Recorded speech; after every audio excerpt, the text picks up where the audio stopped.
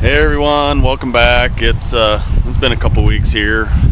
You know, it's winter time, not a whole lot going on, but down at the timber, and it's February. It's time to get some stuff going for the winter time here, and I wanted to show you my what I'm going to be doing from here on out. So what I did was I was online here a while back looking at proteins and stuff for deer, and I happened to stumble across, I got it right here, poultry. I just kind of stumbled upon it by accident. Turn my mic around. It's a feeder. It straps on the tree.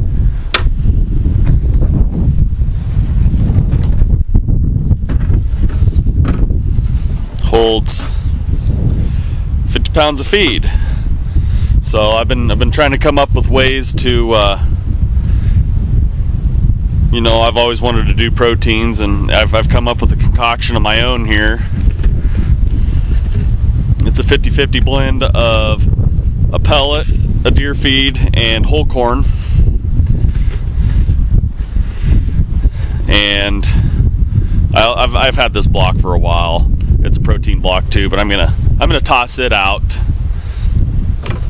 as well, just for something for them to lick on too. But it's winter time. I'm not looking to bait. I'm doing this for the health of my deer, because as you can see, this time of the year, we've had a fairly open winter, so they've had a chance to graze out here in what corn we've lost.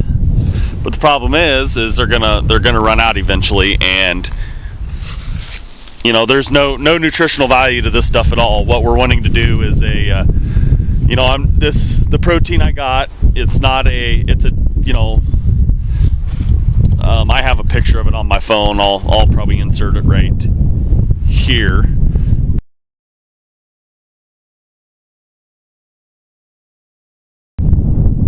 Anyways, it says Power Rack on it, but here's the thing.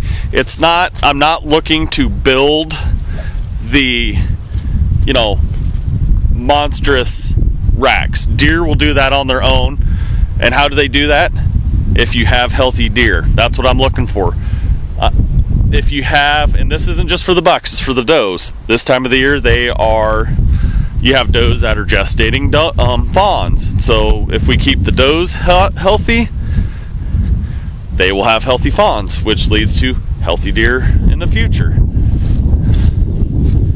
And the bucks, if you have healthy bucks, what are they going to do? Especially right now, the bucks are shedding.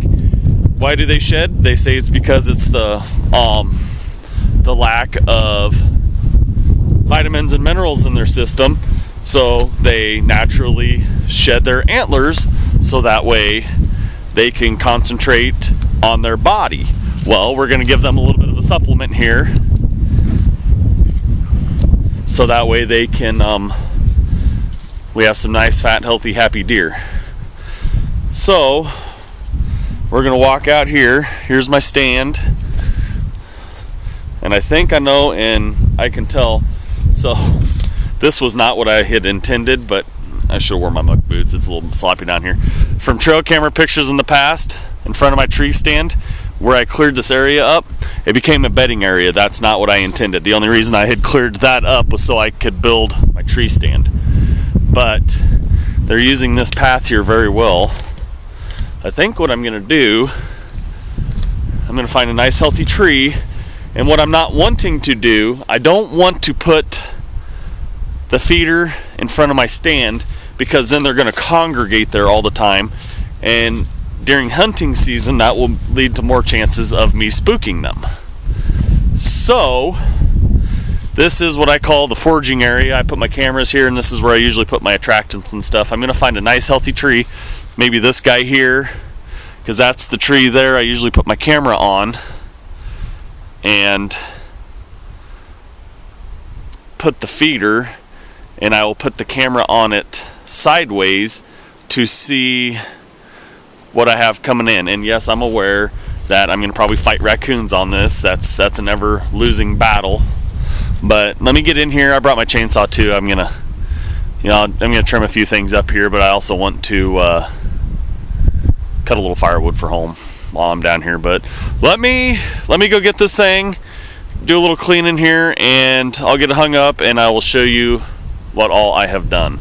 It's kind of a mess down here. I might do a little bit more trimming than I planned. But anywho, be right back. Let's get this thing hung up, and we'll go from there. Okay, so there it is. That's the tree where my camera's normally at. There's the tree to the right of it. Originally was going to try to put it on the tree that my camera was on, and then put the camera over here where the feeder is and aim that way, because the deer usually come from that way. That tree wasn't big enough around the base, so I put it here. Camera's on. I've got the camera set. It's dead perfect right on the feeder. Filled it. The feeder that's a 5-gallon bucket's worth of feed in there that says it holds 40 pounds. I'm guessing I probably have 35 in it. But as you can see, it's kind of, it could be on the tree sturdier. Let's face it, the feeder was 25 bucks, so I'm not going to be upset if something happens to it. But I kind of figured deer's probably about, top of their head's probably about chest height. This ought to be perfect. Feed. There's the lick block down there. Like I said, the camera is perfect and right in sight. Here we go. I mean, this is just an experiment. If it works out, I'll probably keep the feeder up until sometime in June, I'd say. I'll come out here. I'll probably try to come out next weekend, check my camera, and check the feed level. I 100% expect raccoons and squirrels and any other kind of critter to get in there and eat on it. There is holes in the bottom of this, so if we get any kind of moisture, it should drain through. Once again, if we do get some moisture, I'll try to maybe come out as soon as it dries, as soon as I can, and empty it out and put it fresh out, so that way it doesn't get moldy. This is just an experiment. I hope it works. It should work. So I ended up clearing, cut a tree down there. There's some brush there. I took all the brush and stuff that was underneath all this, scooted it out of the way, so that way I wasn't tripping over it, so that way the animals were tripping over it. But anywho, that's the feeder. We're gonna go with it for now. Thanks everybody for tuning in. Just a quick video here.